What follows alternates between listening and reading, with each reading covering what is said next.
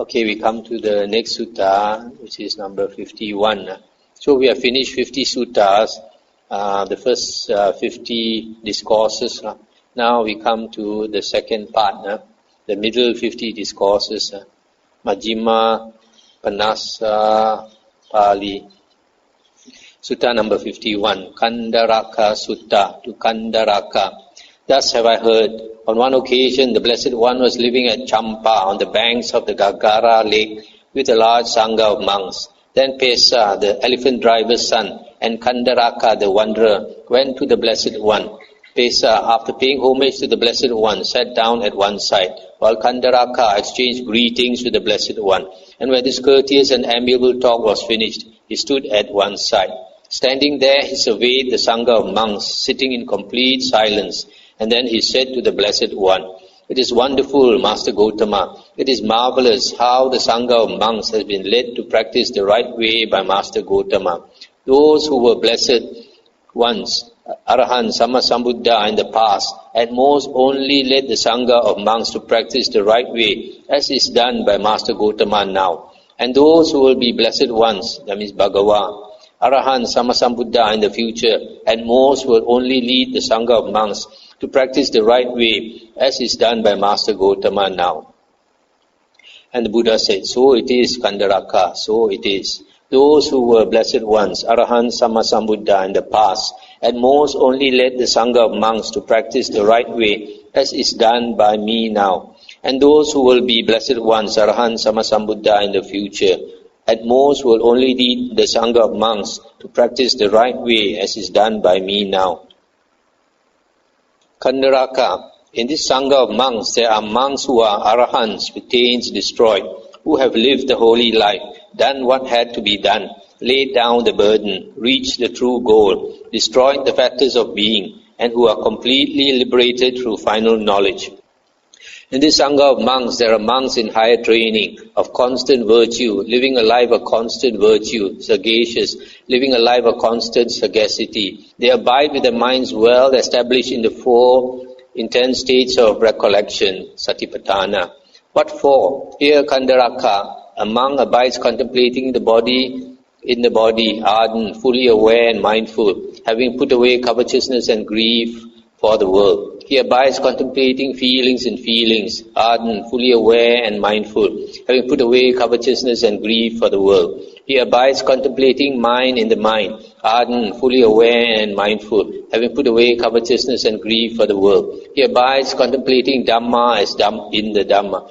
He contemplating Dhamma in the Dhamma, ardent, fully aware and mindful, having put away covetousness and grief for the world. When this was said, Pesa, the elephant driver's son, said, "It is wonderful, Venerable Sir, it is marvelous how well the four satipatthanas have been made known by the Blessed One for the purification of beings, for the surmounting of sorrow and lamentation, for the disappearance of pain and grief, for the attainment of the true way, for the realization of Nibbana. From time to time, Venerable Sir, we white-clothed lay people also abide with our minds well established in these four satipatthanas. Here, Venerable Sir, we abide contemplating the body in the body, feelings in feelings, mind in mind, Dhamma in Dhamma, ardent, fully aware and mindful, having put away covetousness and grief for the world. It is wonderful, Venerable Sir, it is marvelous how amid man's tangle, corruption and deceptions, the Blessed One knows the welfare and harm of beings.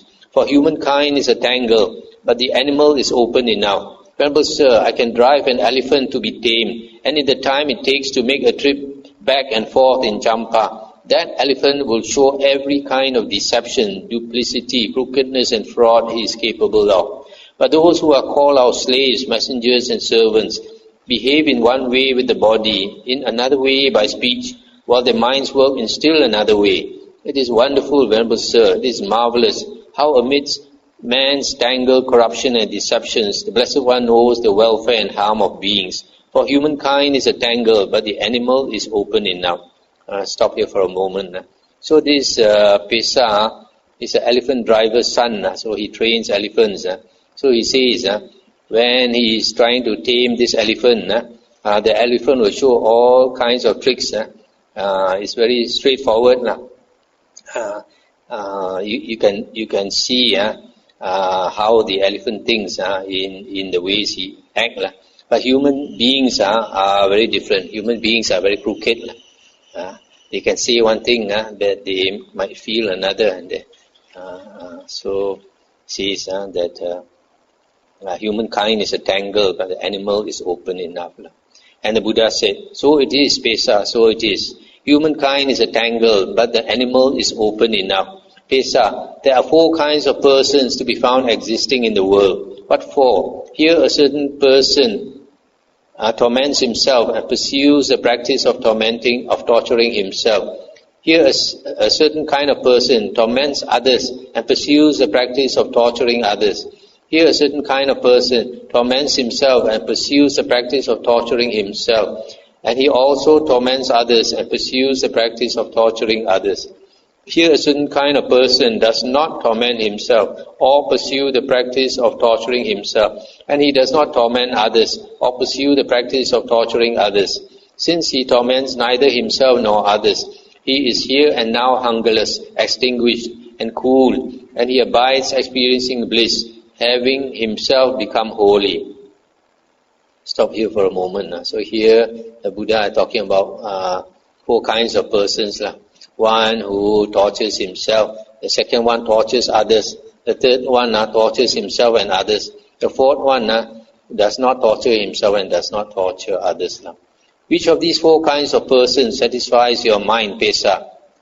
And he said, the first 3 do not satisfy my mind, Venerable Sir, but the last one satisfies my mind. But Pesa, why don't the first 3 kinds of persons satisfy your mind? Venerable Sir, the kind of person who torments himself and pursues the practice of torturing himself, torments and tortures himself though he desires pleasure and recoils from pain. That is why this kind of person does not satisfy my mind. And the kind of person who torments others and pursues the practice of torturing others, torments and tortures others who desire pleasure and recoil from pain. That is why this kind of person does not satisfy my mind. And the kind of person who torments himself and pursues the practice of torturing himself, and who also torments others and pursues the practice of torturing others, torments and tortures himself and others, both of whom desire pleasure and recoil from pain. That is why this kind of person does not satisfy my mind. But the kind of person who does not torment himself or pursue the practice of torturing himself, and who does not torment others or pursue the practice of torturing others, who, since he torments neither himself nor others, is here and now hungerless, extinguished and cooled, and abides experiencing bliss, having himself become holy. He does not torment and torture either himself or others, both of whom desire pleasure and recoil from pain. That is why this kind of person satisfies my mind. And now, Venerable Sir, we depart. We are busy and have much to do. Now is the time, Pesa, to do as you think fit. Then Pesa, the elephant driver's son, having delighted and rejoiced in the Blessed One's words, rose from his seat, and after paying homage to the Blessed One, keeping him on his right, he departed. Soon after he had left, the Blessed One addressed the monks thus, Monks, Pesa, the elephant driver's son, is wise. He has great wisdom. If he had sat a while longer until I had expounded for him in detail these 4 kinds of persons, he would have greatly benefited. Still, he has already greatly benefited, even as it is. This is the time, Blessed One, this is the time, Sublime One, for the Blessed One to expound in detail these 4 kinds of persons. Having heard it from the Blessed One, the monks will remember it. Then monks, listen and attend closely to what I shall say. Yes, Venerable Sir, the monks replied. The Blessed One said, Monks, what kind of person torments himself and pursues the practice of torturing himself? Here a certain person goes naked, rejecting conventions, licking his hands, not coming when asked, not stopping when asked. He does not accept food brought or food specially made or an invitation to a meal. He receives nothing from a pot, from a bowl, across a threshold, across a stick, across a pestle, from 2 eating together, from a pregnant woman, from a woman giving suck, from a woman lying with a man, from where food is advertised to be distributed, from where a dog is waiting, from where flies are buzzing. He accepts no fish or meat. He drinks no liquor, wine or fermented brew. He keeps to 1 house to 1 morsel. He keeps to 2 houses to 2 morsels. up to 7 houses, 7 morsels. He lives on 1 saucerful a day, on 2 saucerfuls a day, up to 7 saucerfuls a day. He takes food once a day, once every 2 days, once every 3 days, once every 4 days, up to once every fortnight. He dwells pursuing the practice of taking food at stated intervals. He is an eater of greens, or millet, or wild rice, or hide parings, or moss, or rice bran, or rice scum, or sesame flour, or grass, or cow dung. He lives on forest roots and fruits. He feeds on fallen fruits. He clothes himself in hemp mixed cloth, in shrouds, in refuse rags, in tree bark, in antelope hide, in strips of antelope hide, in kusa grass fabric, in bark fabric, in wood shavings fabric, in head hair wool, in animal wool, in owl's wings. He is one who pulls out hair and beard, pursuing the practice of pulling out hair and beard. He is one who stands continuously, rejecting seats. He is one who squats continuously, devoted to maintaining the squatting position. He is one who uses a mattress of spikes. He makes a mattress of spikes his bed. He dwells pursuing the practice of bathing in water 3 times daily, including the evening. Thus, in such a variety of ways, he dwells pursuing the practice of tormenting and mortifying the body. This is called the kind of person who torments himself and pursues the practice of torturing himself. I'll stop here for a moment. So here you can see these external ascetic practices which are unbeneficial, no help to the holy life. What kind of person, monks, torments others and pursues the practice of torturing others? Here a certain person is a butcher of sheep, a butcher of pigs, a fowler, a trapper of wild beasts, a hunter, a fisherman, a thief, an executioner, a prison warden, or one who follows any other such bloody occupation. This is called the kind of person who torments others and pursues the practice of torturing others. What kind of person, monks, torments himself and pursues the practice of torturing himself, and also torments others and pursues the practice of torturing others? Here some person is a head-anointed noble king or a well-to-do Brahmin, having had a new sacrificial temple built to the east of the city, and having shaved off his hair and beard, dressed himself in rough hide, and greased his body with ghee and oil, scratching his back with a deer's horn, he enters the sacrificial temple together with his chief queen and his Brahmin high priest. There he lies down on the bare ground with the grass on it. The king lives on the milk in the first teat of a cow with a calf of the same color, while the chief queen lives on the milk in the second teat, and the Brahmin high priest lives on the milk in the third teat. The milk in the fourth teat they pour into the fire, and the calf lives on what is left. He says thus, let so many bulls be slaughtered for sacrifice, let so many bullocks be slaughtered for sacrifice, let so many heifers be slaughtered for sacrifice, let so many goats be slaughtered for sacrifice, let so many sheep be slaughtered for sacrifice, let so many trees be felled for the sacrificial post, let so much grass be cut for the sacrificial grass. And then his slaves, messengers and servants make preparations, weeping with tearful faces, being spurred on by threats of punishment and by fear. This is called the kind of person who torments himself and pursues the practice of torturing himself, and who torments others and pursues the practice of torturing others. What kind of person, monks, does not torment himself or pursue the practice of torturing himself, and does not torment others or pursue the practice of tormenting others? The one who, since he torments neither himself nor others, is here and now hungerless, extinguished and cooled, and abides experiencing bliss, having himself become holy. Here, monks, a Tathagata appears in the world, Arhan, Sammasambuddha, perfect in true knowledge and conduct, sublime, knower of worlds, incomparable leader of persons we tame, teacher of gods and humans, enlightened, blessed.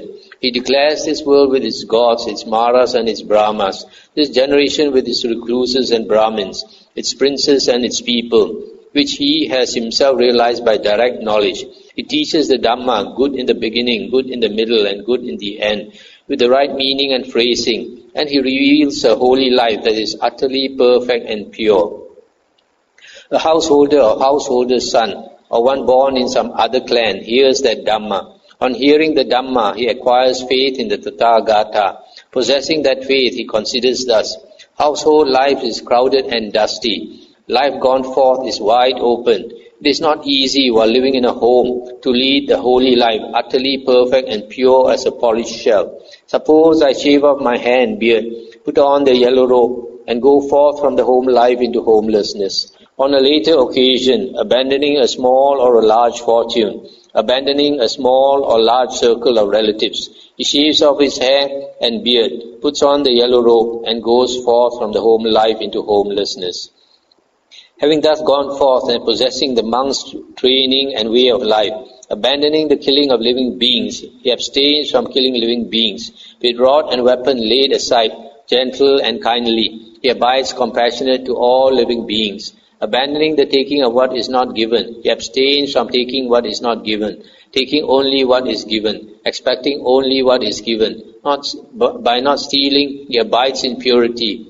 Abandoning in celibacy, he observes celibacy, living apart, abstaining from the vulgar practice of sexual intercourse. Abandoning false speech, he abstains from false speech. He speaks truth, adheres to truth, is trustworthy and reliable, one who is no deceiver of the world. Abandoning malicious speech, he abstains from malicious speech. He does not repeat elsewhere what he has heard here in order to divide those people from these. Nor does he repeat to these people what he has heard elsewhere in order to divide these people from those.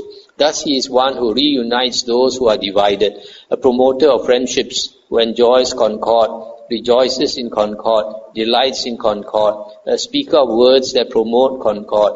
Abandoning harsh speech, he abstains from harsh speech. He speaks such words as are gentle, pleasing to the ear and lovable, as go to the heart, are courteous, desired by many and agreeable to many. Abandoning gossip, he abstains from gossip. He speaks at the right time, speaks what is fact, speaks on what is good, speaks on the Dhammavuddho. At the right time, he speaks such words as are worth recording, reasonable, moderate, and beneficial. He abstains from injuring seeds and plants. He practices eating only in one part of the day, abstaining from eating at night and outside the proper time. He abstains from dancing, singing, music, and theatrical shows. He abstains from wearing garlands, smartening himself with scent, and embellishing himself with unguents. He abstains from high and large couches. He abstains from accepting gold and silver, money. He abstains from accepting raw grain. He abstains from accepting raw meat. He abstains from accepting women and girls. He abstains from accepting men and women slaves. He abstains from accepting goats and sheep. He abstains from accepting fowl and pigs. He abstains from accepting elephants, cattle, horses and mares. He abstains from accepting fields and land.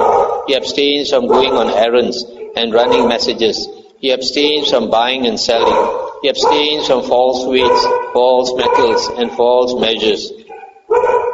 He abstains from cheating, deceiving, defrauding, and trickery. He abstains from wounding, murdering, binding, brigandage, plunder, and violence. Stop here for a moment. This is a list of the sila, moral conduct, that a monk is supposed to practice, but this is only the basic. He becomes content with robes to protect his body and with arms food to maintain his stomach. And wherever he goes, he sets out taking only these with him. Just as a bird, wherever it goes, flies with its wings as its only burden. So too, the monk becomes content with robes to protect his body and with arms food to maintain his stomach. And wherever he goes, he sets out taking only these with him. Possessing this aggregate of noble virtue, he experiences within himself a bliss that is blameless. Stop here for a moment. So you see, if a monk practices good moral conduct, then he finds nothing to be remorseful for, and with that his bliss arises. He's very happy, and that is a necessary condition to be able to meditate, to be happy with a clear conscience. On seeing a form with the eye, he does not grasp at its signs and features, since if he left the eye faculty unguarded, evil, unwholesome states of covetousness and grief might invade him. He practices the way of its restraint. He guards the eye faculty. He undertakes the restraint of the eye faculty. Similarly, on hearing a sound with the ear, smelling an odor, tasting a flavor, touching a tangible, cognizing a mind object, he does not grasp at its features and signs, since if he left the faculties unguarded, evil, unwholesome states of covetousness and greed might invade him. He practices the way of the restraint. He guards the faculties. He undertakes the restraint of the faculties. Possessing this noble restraint of the faculties, he experiences within himself a bliss that is unsullied. He becomes one who acts in full awareness when going forward and returning, who acts in full awareness when looking ahead and looking away, who acts in full awareness when flexing and extending his limbs, who acts in full awareness when wearing his robes and carrying his outer robe and bowl, who acts in full awareness when eating, drinking, consuming food and tasting, who acts in full awareness when defecating and urinating, who acts in full awareness when walking, standing, sitting, falling asleep, waking up, talking, and keeping silent. Possessing this aggregate of noble virtue and this noble restraint of the faculties, and possessing this noble mindfulness and full awareness, he resorts to a secluded resting place, a forest, the root of a tree, a mountain, a ravine, a hillside cave, a charnel ground, a jungle thicket, an open space, a heap of straw. I'll stop here for a moment. So you see, in this practice of a monk's life, when he has progressed to a certain extent, he's supposed to go and live alone in a secluded place. On returning from his alms round, after his meal, he sits down, folding his legs crosswise, setting his body erect, and establishing mindfulness before him. Abandoning covetousness for the world, he abides with the mind free from covetousness. He purifies his mind from covetousness. Abandoning ill will and hatred, he abides with the mind free from ill will. Compassionate for the welfare of all living beings, he purifies his mind from ill will and hatred. Abandoning sloth and torpor, he abides free from sloth and torpor, percipient of light, mindful and fully aware. He purifies his mind from sloth and torpor. Abandoning restlessness and remorse, he abides unagitated, with a mind inwardly peaceful. He purifies his mind from restlessness and remorse. Abandoning doubt, he abides having gone beyond doubt, unperplexed about wholesome states. He purifies his mind from doubt. Having thus abandoned these 5 hindrances, imperfections of the mind that weaken wisdom, quite secluded from sensual pleasures, secluded from unwholesome states, he enters upon and abides in the first jhana, which is accompanied by applied and sustained thought, with rapture and pleasure born, with delight and pleasure born of seclusion. Again, with the stilling of applied and sustained thought, he enters upon and abides in the second jhana, which has self-confidence and singleness of mind, etc. And then he enters upon and abides in the third jhana, and then the fourth jhana. When his concentrated mind is thus purified, bright, unblemished, rid of imperfection, malleable, wieldy, steady and attained to imperturbability, he directs it to the knowledge of the recollection of past lives. He recollects his manifold past lives, 1 birth, 2 births, 3 births, 100,000, aeons of world contraction, aeons of world expansion. Thus, with the aspects and particulars, he recollects his manifold past lives. When his concentrated mind is thus purified, bright, unblemished, rid of imperfection, malleable, wieldy, steady, and attained to imperturbability, he directs it to the knowledge of the passing away and reappearance of beings. With the divine eye, which is purified and surpasses the human, he sees beings passing away and reappearing. He understands how beings pass on according to their actions. With his concentrated mind thus purified, etc., he directs it to the knowledge of the destruction of the taints. He understands as it actually is. This is suffering. This is the origin of suffering. This is the cessation of suffering. This is the way leading to the cessation of suffering. He understands as it actually is. These are the taints. He understands as it actually is. These are the origin of the taints, cessation of the taints, and the way leading to the cessation of the taints. When he knows and sees thus, his mind is liberated from the taint of sensual desire, from the taint of being, and from the taint of ignorance. When it is liberated, there comes the knowledge it is liberated.